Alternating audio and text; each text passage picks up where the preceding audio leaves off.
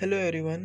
आज हम लोग इग्नू का हिस्ट्री BHIC 133 इसका बहुत इंपॉर्टेंट टॉपिक है central administration under the Delhi सल्तनत।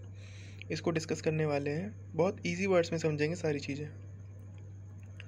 तो दिल्ली सल्तनत का जो हेड होता है वो होता है सुल्तान।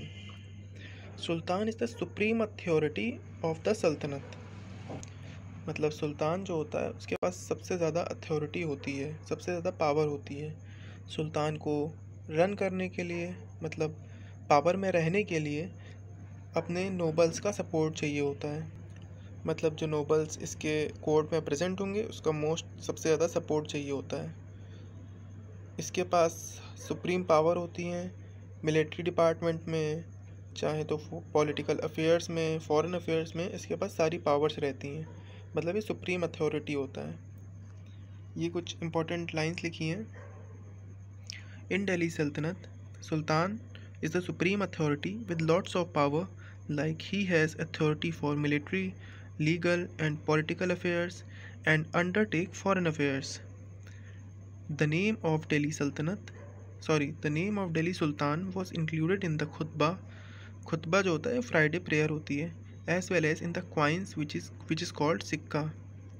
तो जो दिल्ली सल्तनत का जो सुल्तान होगा उसका नाम खुतबा में पढ़ा जाएगा और सिक्का जो वहाँ चलता होगा उसमें उसका नाम होगा।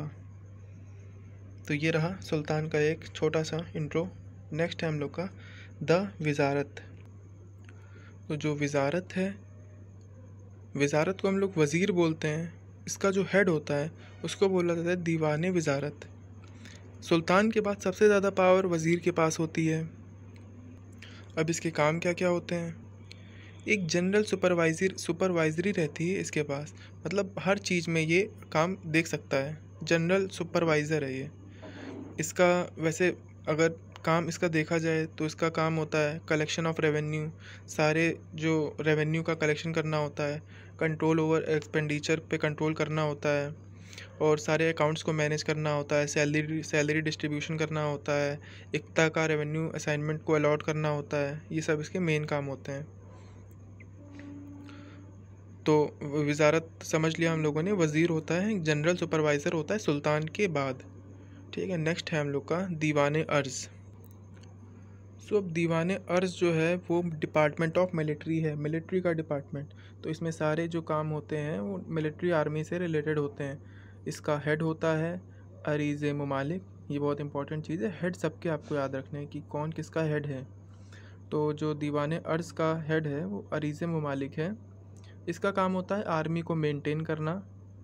जो इक्ता होल्डर्स हैं उन्होंने जो आर्मी मेंटेन करी है उन पे चेक रखना, इंस्पेक्शन करना।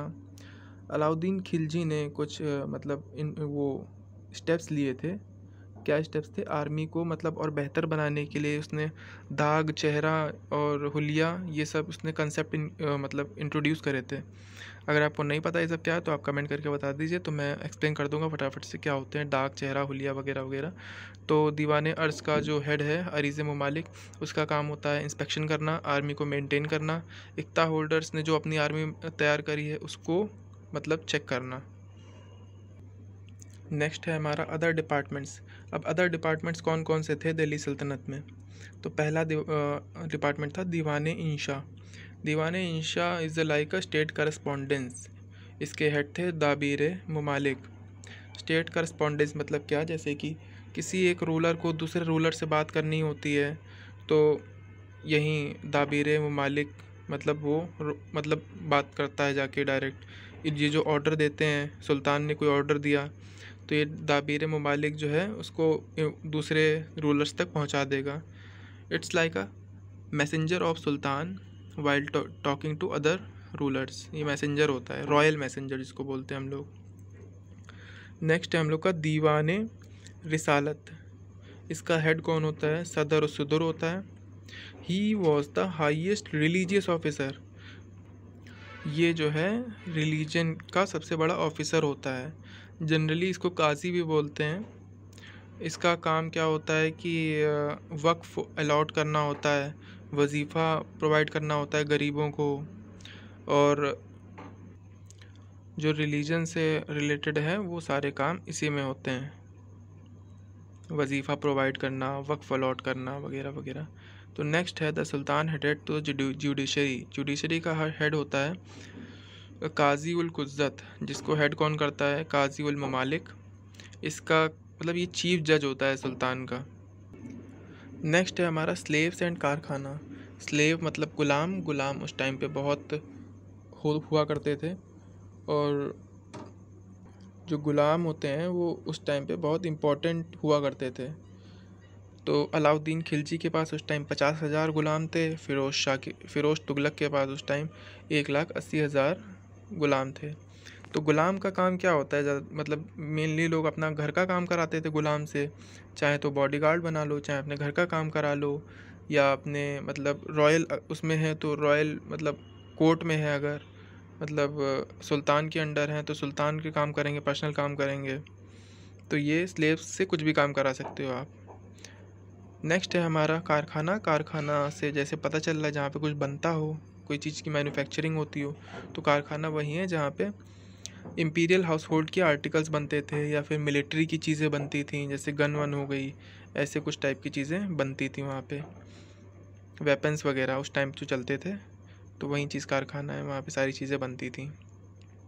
ये आपका एक छोटा सा समरी हो गया इन सब का। तो ये था हमारा सेंट्रल एडमिनिस्ट्रेशन अंडर दिल्ली सल्तनत।